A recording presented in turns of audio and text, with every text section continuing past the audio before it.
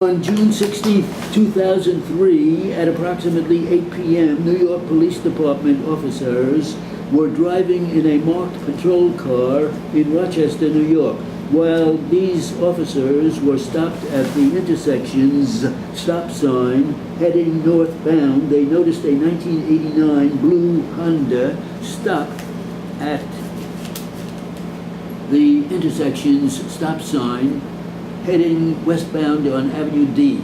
The officers noticed that neither the driver nor defendant Miles, who was sitting in the front passenger seat, was wearing the seatbelt in violation of New York State law. Besides noticing the absence of seatbelts, neither officer observed any furtive or suspicious movements on the part of the driver or defendant. The police officers proceeded to make a routine traffic stop of the automobile. After the car came to a halt, they approached the driver's side and the passenger side. Upon investigation, Officer Frisch discovered that the driver's operator's license was suspended. In Officer Potts' words, the officers then removed the driver and defendant Miles from the Honda for officer safety reasons, patted them down, and secured them in the back seat of their patrol car. Before securing the driver and defendant, Miles, the officer had not received any information linking the Honda to any type of criminal investigation. Before patting the driver and defendant Miles down, neither officer observed any protrusions or bulges on their persons. Before placing the driver and defendant Miles in the patrol car, neither officer saw them make any furtive or suspicious movements. The officers then took steps to have the car towed and impounded. According to Officer Pott, he was following department policy with respect to towing the car. However, neither Officer Pott nor Officer Fair was able to state, summarize, explain, or provide a copy of the department's policy with respect to the impoundment of cars involved in traffic violations. Before impounding the car, neither Officer Farr asked the driver or defendant Miles whether defendant Miles or anyone else could drive the car away rather than have it towed. Before it was towed, Officer Pott conducted an inventory search of the car. Neither officer had seen any contraband in the car before it was searched, nor was any contraband found on either the driver or defendant Miles. While searching the car, however, Officer Pott found a small white bag filled with cocaine under the driver's seat.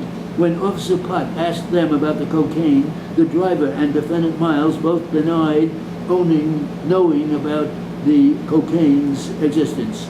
The driver and defendant Miles was subsequently arrested for criminal possession of a controlled substance in the seventh degree. In People v. Gonzalez, the New York Court of Appeals affirmed that the police are permitted to conduct a non-investigative inventory search of a car that is lawfully in government custody. While a car is in lawful custody, an inventory search is permitted to protect the owner's property, to protect the police against false claims for missing property, and to protect the police from potential danger. See People v. Gonzalez, 62, New York 2nd at 389. See also South Dakota v. Opperman, 428 U.S. 364, 1976. Florida v. Wells, 495 U.S. 1, 1990. People v. Johnson, 1, New York 3rd, 252, 256, 2003. People v. Galack, 80, New York 2nd, 715, 716, 1993.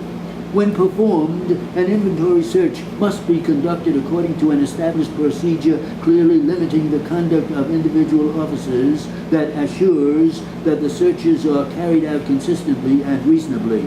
People v. Johnson, 1, New York 3rd at 256. Citation omitted. See Florida v. Wells, 495 U.S. at 4. People v.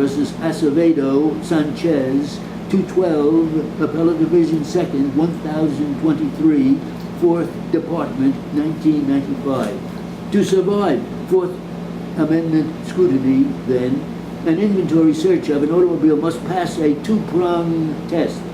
One, the car's impoundment must be lawful, and two, the inventory search must be conducted according to legally valid procedures.